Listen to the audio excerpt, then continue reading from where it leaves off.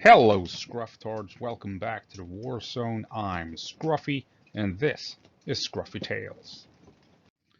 And as always, when I'm on vacation, there's a lot of wind in the background, and you're just gonna have to deal with it as I'm presenting you with this video, taking a closer look at the KURSK Thunder-Blitz. So, what is a Thunder-Blitz? Well, it is the combination of a Thunder Run and Blitzkrieg tactics. Back in 2023, during Ukraine's summer offensive, I was talking about a Thunder Blitz down south, where Ukraine was trying to push through Russian defenses. As you can see here, the Ukrainian Thunder Blitz a year ago. Not that many views at the time. I did, what was I at? 200 subscribers at the time, maybe something like that. I don't remember. Anyway, essentially, Ukraine was pushing down this way. Oh, I don't remember the towns here, but this was the second place they were having that main push in the south. And they were following this highway. And my speculation at the time, which I still think holds true, I think this is what Ukraine wanted at the time, to push through Russian defenses along this highway, do a thunder run. A thunder run is when you push hard along a road, deep into enemy territory to reach an objective far behind enemy lines, and controlling the highway and that objective at the end will cause a lot of trouble for the enemy. They have to adjust to the presence of an enemy behind them, and they have to allocate troops, realign their lines and everything. And I also speculated that Ukraine wanted to do this in combination with classic Blitzkrieg tactic. So Thunder Run goes extremely deep, but in classic Blitzkrieg you punch through and then begin to outflank the enemy behind them as you're pushing in from the front, causing these encirclements. And then the enemy has little choice. They have two choices: stay and fight, and if the encirclement is complete, you are then ground down and killed. Or if you want to avoid this, you abandon the territory and retreat before you are encircled. So this is what I think the Ukrainians were trying back then: a Thunder Blitz, strike deep, causing trouble for the enemy, while you do classic Blitzkrieg encirclement, forcing the enemy to abandon the front line, and you create a massive breach. Obviously this didn't happen because the Ukrainians never reached the Russian defensive line. But keep this in mind as we move along, because as we move on to Kursk and the Ukrainians' incursion into Kursk Oblast, if we take never mind what this looks like here. Ignore you juvenile bastards. I know what you're thinking about, and it is not what you're thinking about. You, Jesus Christ, what are you? What, 8? Anyway, so here we have a map showing detailing the initial incursion into Russia. Now this continues and claiming that Ukraine pushed all the way up here. This is almost up at the Kursk nuclear power plant. I doubt they got that far, but I think it does highlight what Ukraine did as they broke into Russia. Maybe to not this extreme extent, but it still shows us the initial movements of the Ukrainians. Because if you take a look at this map here, you have geolocated Ukrainians far into Russia, way beyond, almost up here at Bolshoi. But I think they may have pushed this far with reconnaissance units, potentially. You can see they've pushed up here as well. And if you compare all of this to this more detailed map here, I believe that Ukraine pushed in deep with a Thunder Run. Here we have the previous map, remember?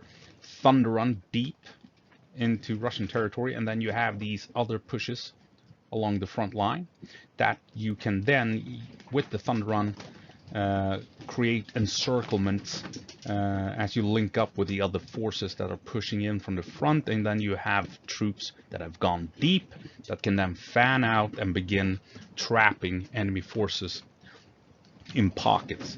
And the Russians, they were unprepared, ill-prepared, and they ran a risk of being surrounded, and some of them probably were. We saw a lot of Russians surrendering to Ukrainians. Those were probably units that got surrounded as these encirclements took place. Other units retreated to avoid being encircled and caught or ground to dust. And this will, to me, explains how Ukraine so quickly managed to grab all of this territory. A thunder run out of the blue that Russia wasn't prepared for, and some other more classical frontal assaults that allowed Ukraine to swiftly begin maneuvers behind the enemy, threatening to encircle large numbers of enemy Russian soldiers. And the Russians either surrendered, gave up, or were killed or retreated. And I mean, as this happened, Ukraine naturally gained control of a lot of territory, and as the Russians fell back, Ukraine could then push out and push on and secure even more territory. So basically, what I speculated would happen in 2023, a deep thunder run combined with classic blitzkrieg tactics where you fan out and cause these encirclements, forcing the enemy to either fight to the death or retreat or surrender. So what has Ukraine managed to do here? We have 3 different maps here where we can compare how far Ukraine has reached. This is deep state. It's a bit more conservative. This is the Ukraine control map. And god damn it, I forgot who made this map, but I found it via a link from the Ukraine control map. So I think it was their Twitter Twix account that where I found this. So I went into the Ukraine control map, clicked something on their Twix account and found this one. Anyway, here we can compare. Here we have Martinovka. Here you can see that Ukraine has pushed beyond Martinovka. Here Russia is still in control, and here, well, on deep state, Ukraine has not even pushed beyond Sudzha yet. So a bit unclear, but it seems as if Ukraine is on the far side of Sudzha, challenging the Russians. If we're looking at these blue circles, then moving on to red circles, we have Malaya Loknia, located here. Here, as 2 maps indicate that that Ukraine is in control of this town. Deep State says that Ukraine has not pushed that far, but according to the Ukraine control map, we have these blue dots, and these are geolocated Ukrainian positions. So quite clearly, Ukraine is moving in and around this area, since we have geolocated positions of Ukrainian forces around Malaya Lokna. And moving on to the purple circle, which is Lyubimovka, here, here, and here. So again, 2 maps clearly showing that we have Ukrainians in this area. We can see on the deep state map that's a bit more conservative that Ukraine is pushing towards this town. But again, we have geolocated blue dots of Ukrainian forces in and around this location. And we even have, at the furthest extent here, geolocated Ukrainian forces being attacked by the Russians. So Russia has released videos of Russian forces attacking Ukrainian forces with artillery at these locations, at the, what's it called? Kauchuk, whatever, and Olgovka.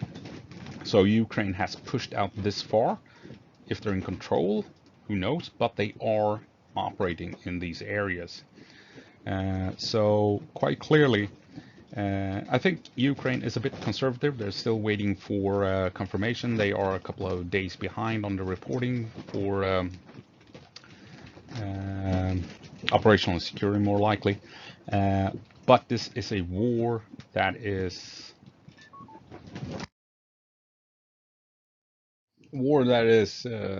reported on in real time via social media, and Russia has provided us with the videos of where they are actually attacking Ukrainians within Russia itself. Those locations have been geolocated, and so we know how far Ukraine has pushed out, despite some Ukrainian sources trying to be a bit conservative, trying to not give up all Ukrainian positions right away. So, I mean, it's a brave new world where everything is happening in real time, and even frontline actions reach people all around the world a couple minutes right after it just happened.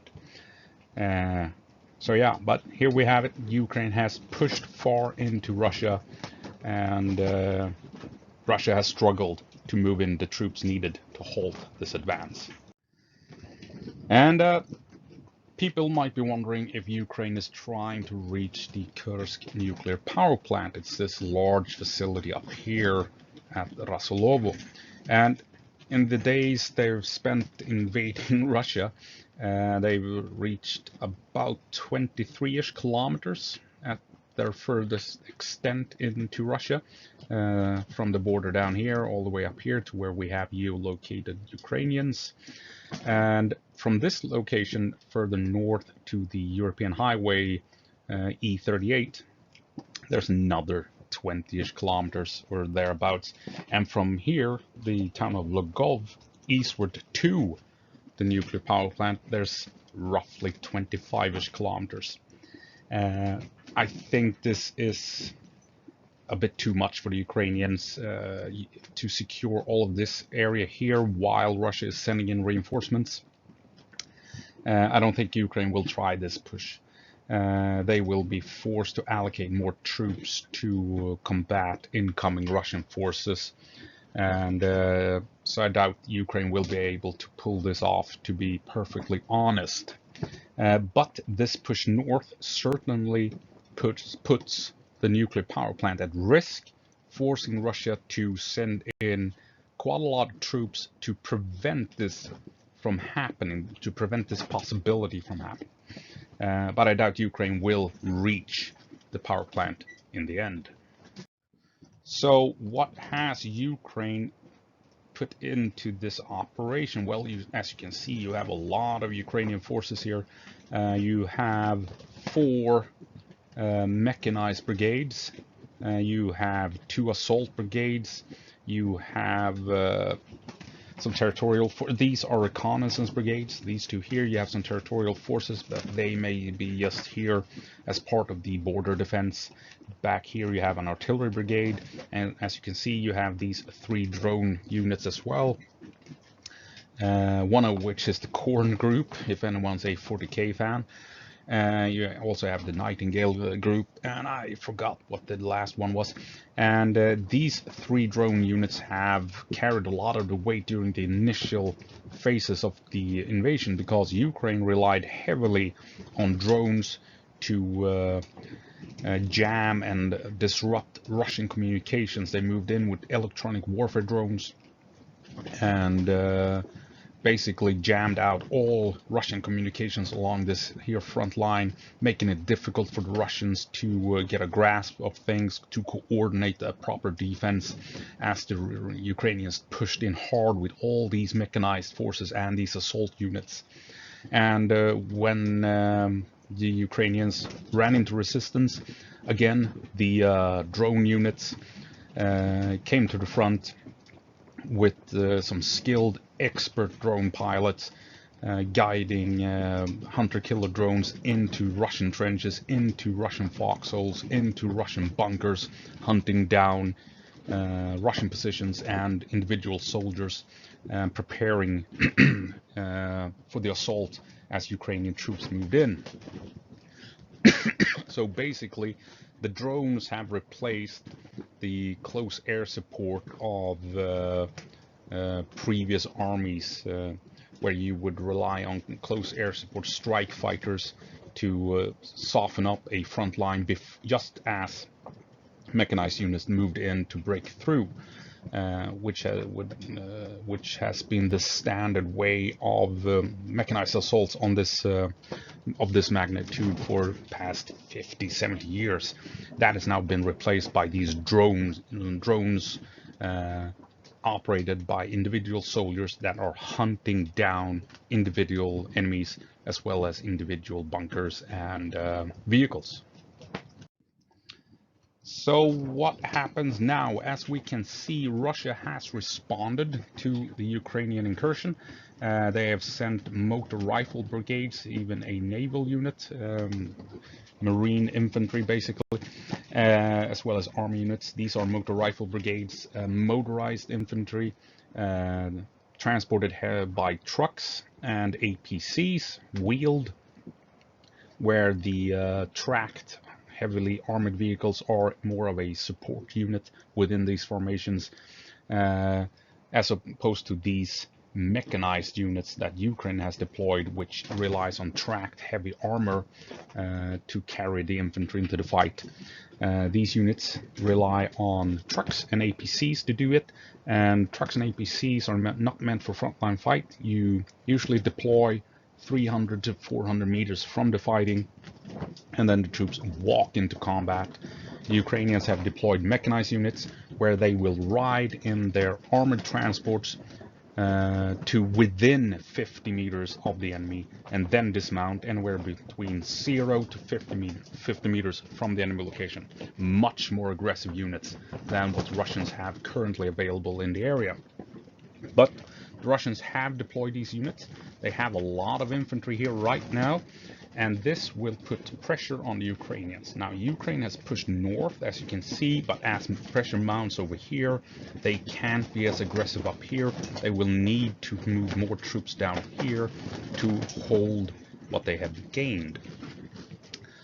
Now, a key point at the moment, if you ask me, is this town of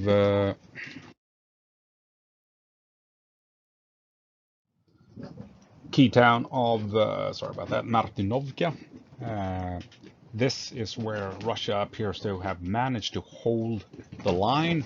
Initially we saw Ukraine pushing up here according to reports, but Russia has more than likely pushed in, forced the reconnaissance units to fall back. Maybe we still have Ukrainian reconnaissance moving up here, but the main fighting appears to be at the moment down here at Martinovka. And where will Russia get these forces from? Well, down here is my guess. It seems the most likely location where they will be forced to draw the troops from. Relying on border guards, border units, conscripts, I don't think Russia will do that in the long run. They are poorly adapted to fighting Ukrainian veterans.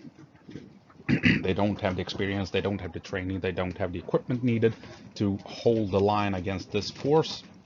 Russia will be forced to grab troops from down here, allocate them all the way up here to put pressure on the Ukrainians and contain this incursion, this invasion, which is what I think Ukraine is after, or part of what Ukraine is after. Because if, I don't know, say Ukraine is attacking with 5,000 men, I don't know if that's true, but I think it's not unlikely. 5,000 troops. So Russia needs at least 5,000 troops to counter them, right? And with all the mechanized and units, with all the tanks, they need tanks and mechanized units of their own. They need to pull them from down here and move them up here. And if the Ukraine is attacking with 5,000 troops, Russia needs 5,000 troops at least, preferably 10,000. To be truly effective, they need 15,000. But say they will allocate 10,000.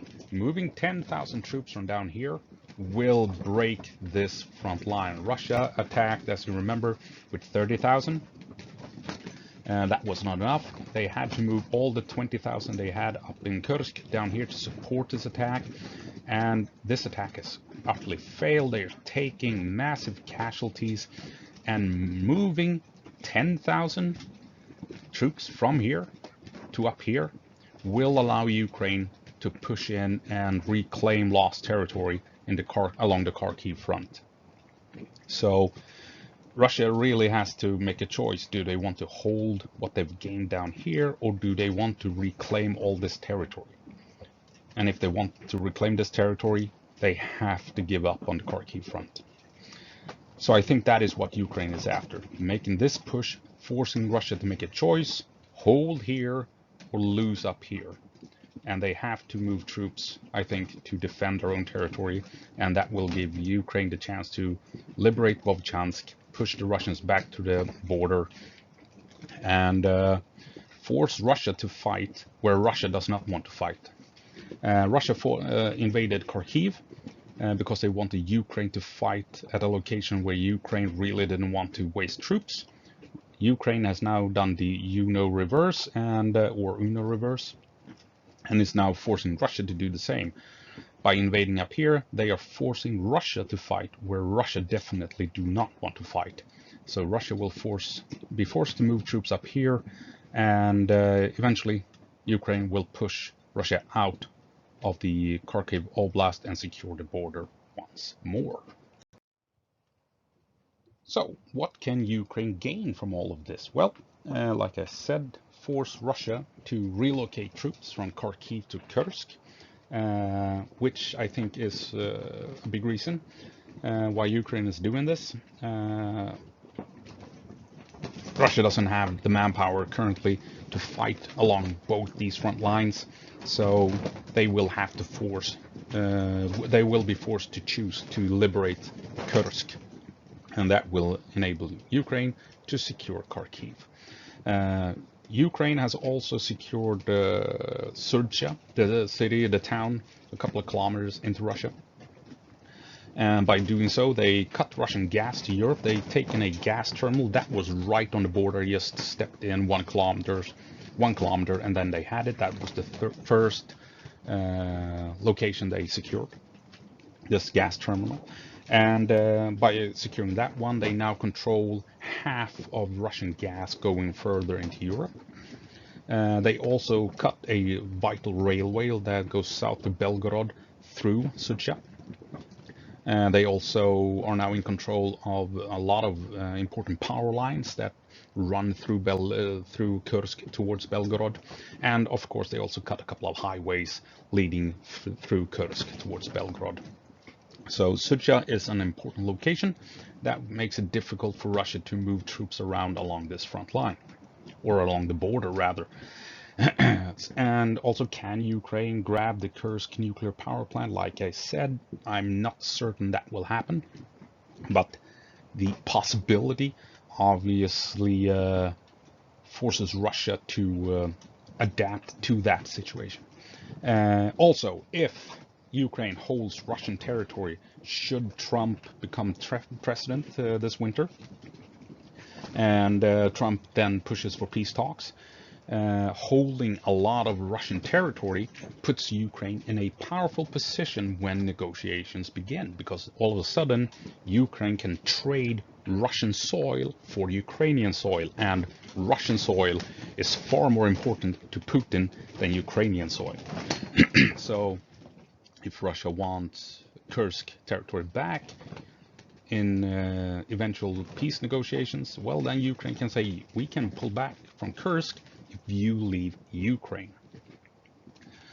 And also, if Russia does not respond with nuclear weapons to defend Russian soil, Ukraine has proven that there is no fear of nuclear escalation, which should allow more Western weapons to be used freely by Ukraine, right? Because that is what everyone fears, that Russia will push this to a nuclear war.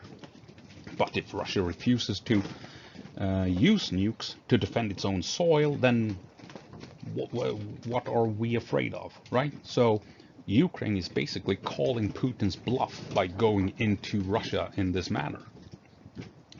What else? They can potentially create political turmoil within Russia, with politicians and generals asking, what the hell is the government doing, with ordinary Russians going, what is going on?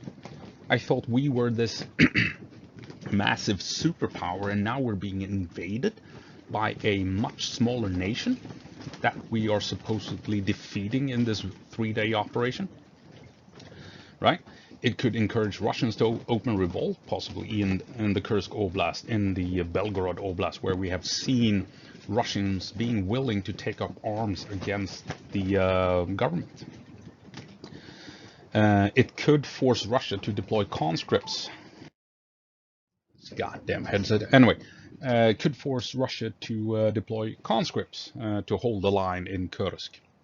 And these are teenagers, young adults that, you know, has been forced into doing military service by law, and all of a sudden they may be forced to actually do battle and get killed in this war, which would be a massive propaganda disaster for Putin, since they have made a big deal that no conscripts are being sent to the war, only contract soldiers are being used, career troops in other words.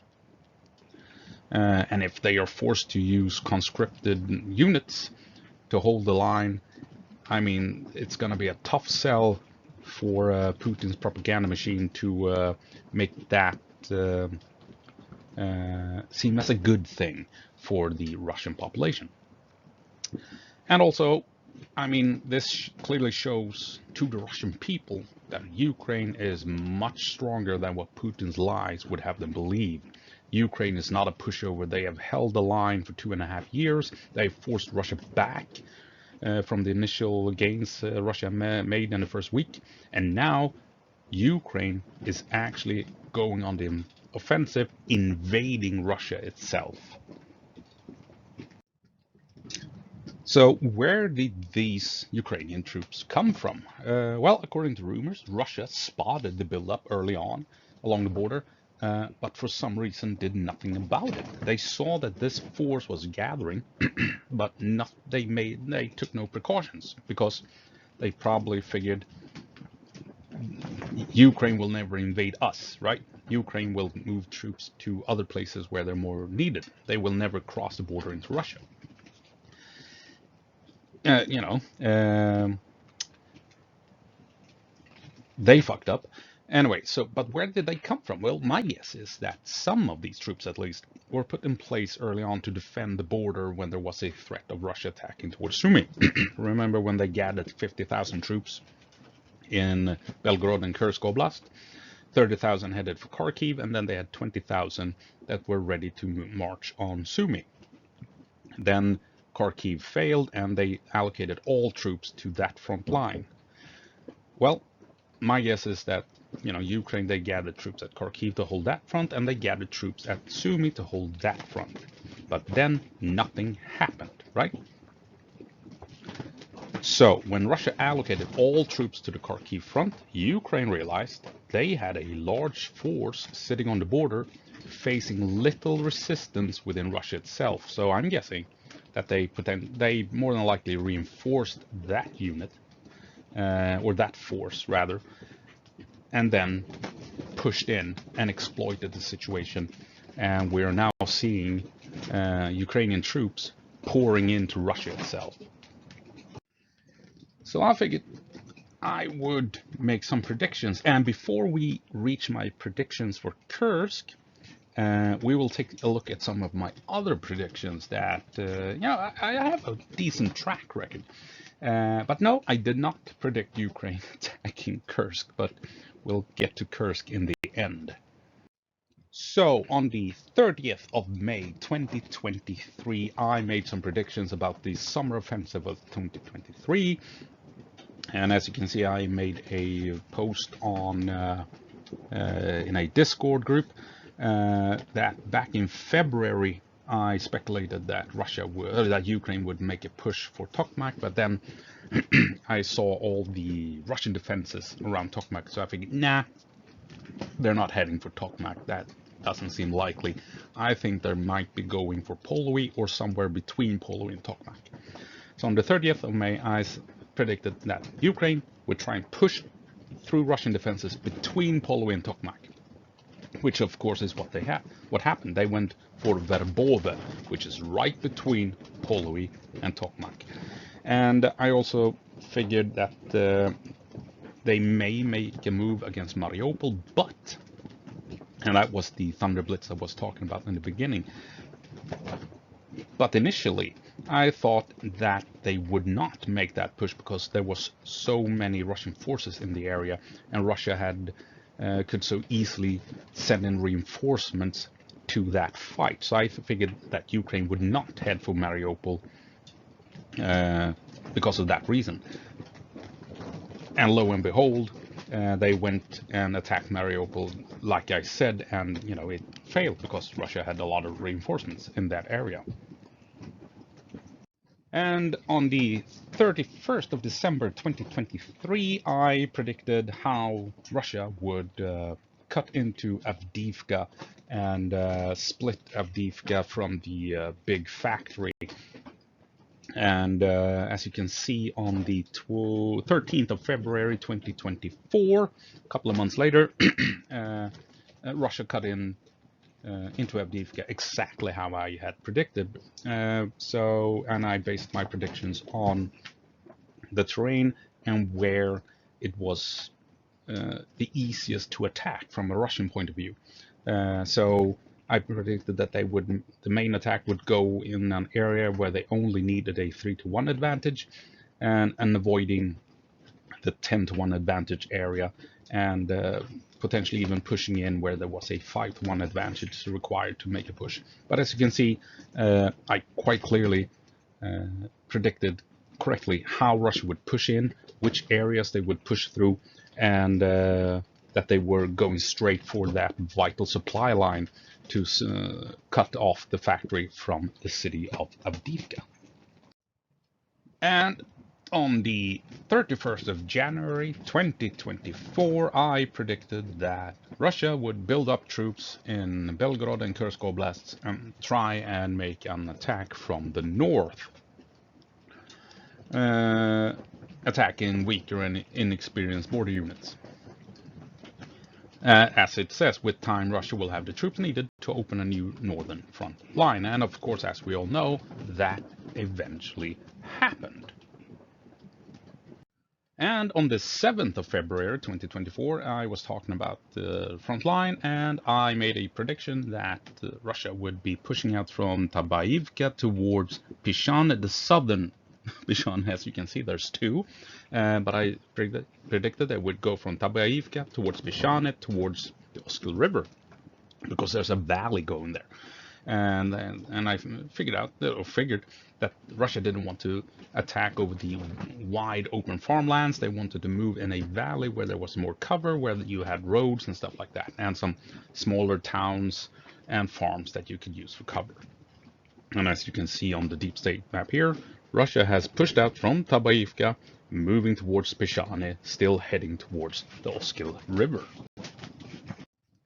And on the 30th of April, I think I made a video before that even, I was talking about how Russia would reach Pokrovsk. Now, truth be told, I didn't think they would be heading to Pokrovsk at the time. I thought there would be a more a stronger push towards the north at this point.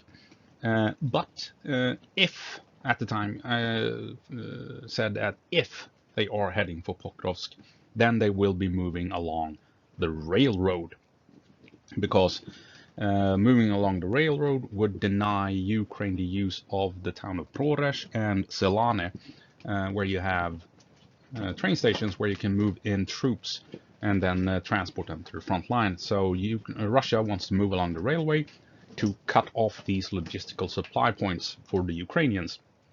And at the same time, Russia can use the railway and these train stations to move in troops to fight at the front line. And as you can see, you can clearly see how Russia has moved from Ochrytine to Prores and then on to Zelane.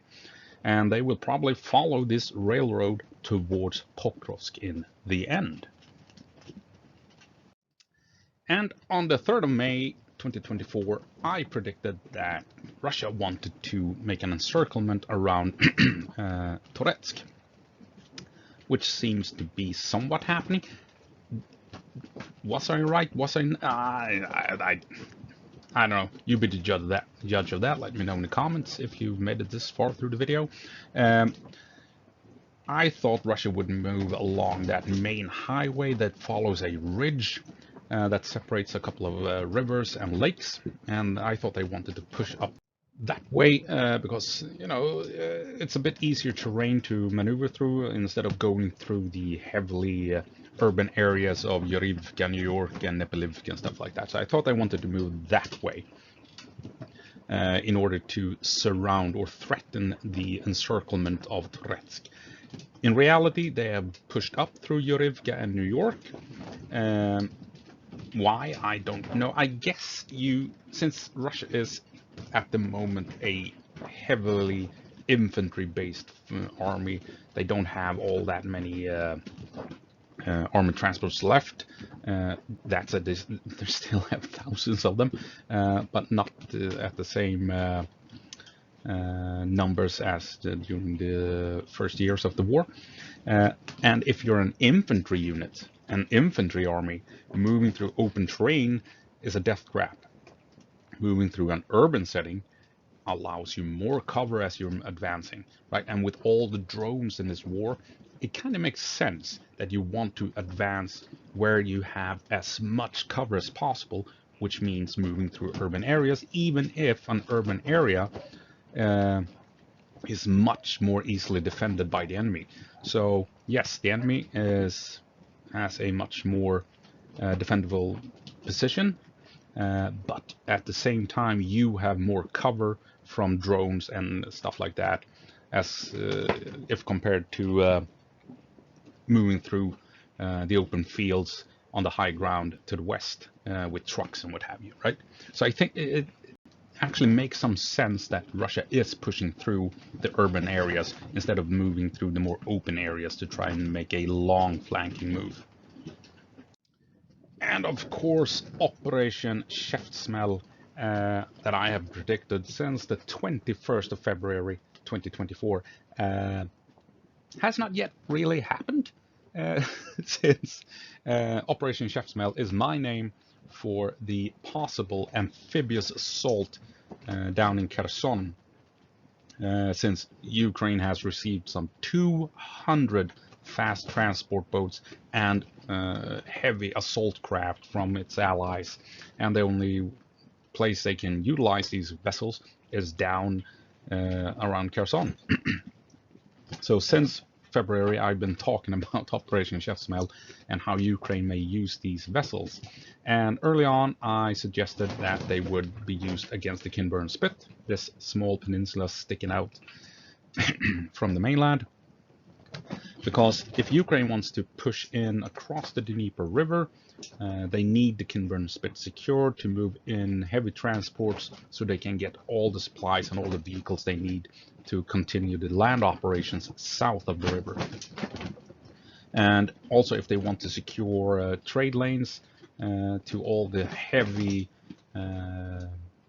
ports located in the rivers here, they also need the Kinburn Spit, because otherwise Russia can target cargo vessels moving into the big ports located in and around this area.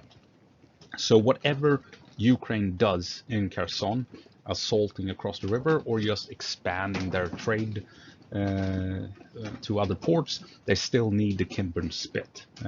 So 21st of February, I was talking about the Kinburn Spit and an amphibious assault, and we have seen Ukrainian officials like a month ago talking about the need to secure the Kinburn Spit, and we also have seen just a day or two ago how Ukraine launched a raid against Russian forces on the Kinburn Spit. So we'll see if we will eventually have a real Operation Käftsmäll at this location. And of course we've also heard or seen Russian reports of the F-16s flying in and around the Kherson area. And that is something I've been talking about for quite some time, that the only plausible locations for the F-16s to be used is down in Kherson. So with all that in mind, it is time for me to do a prediction for the Battle for Kursk 2024, made on the 11th of August 2024. And I think, like I said, that Ukraine have more than likely reached the limits of their push. more Russian forces will be trickling in, forcing Ukraine to focus on the main battle here instead of pushing north. So these units will be allocated down here, and they will try and push in north of the Russians so that Russia can't push out further north and threatening in the entire length here of the Ukrainian occupied territory. So Ukraine, they will try and hold what they've gained, and then will now try and push in north this way towards Bolshoi possibly. And what will Russia do? Well, Russia will allocate more and more troops from Kharkiv, sorry, to try and push Ukraine out of Kursk. Because this area is more important to hold than trying to fight for Volchansk. And as more and more troops get deployed up here, Ukraine will have a greater chance of pushing Russia back to the border and potentially even follow them into Belgorod Oblast. Wouldn't surprise me if Ukraine did that, to put even further pressure on the Russians and forcing Russia to move troops from other places along the front line. So that is what I think will happen. I don't think Ukraine will expand all that much, except for pushing in north here. And this will force Russia to move more and more troops from Kharkiv, and we will see a Ukrainian push all the way to the border, throwing Russia out. And that's it. I think it's really interesting taking a look at the KURSK Thunder-Blitz and how successful it has been. And yeah, damn it, sorry about that. And well, I guess we'll see how Russia deals with it, and if it will weaken the Kharkiv front, allowing Ukraine to throw Russia out, which is my prediction. See if my track record keeps going. I'm pretty proud of my predictions so far. I'm pretty good at it, to be honest. I mean, I've made a bunch of predictions, both tactical, operational, and strategical, and I'm pretty spot on, to be honest. I'm not that far off. So we'll see what happens here if I'm correct with Kursk as well. Anyway, I hope you found it interesting, and I'll see you in the next one. As always, Kupomarash, Ukraine, give them hell.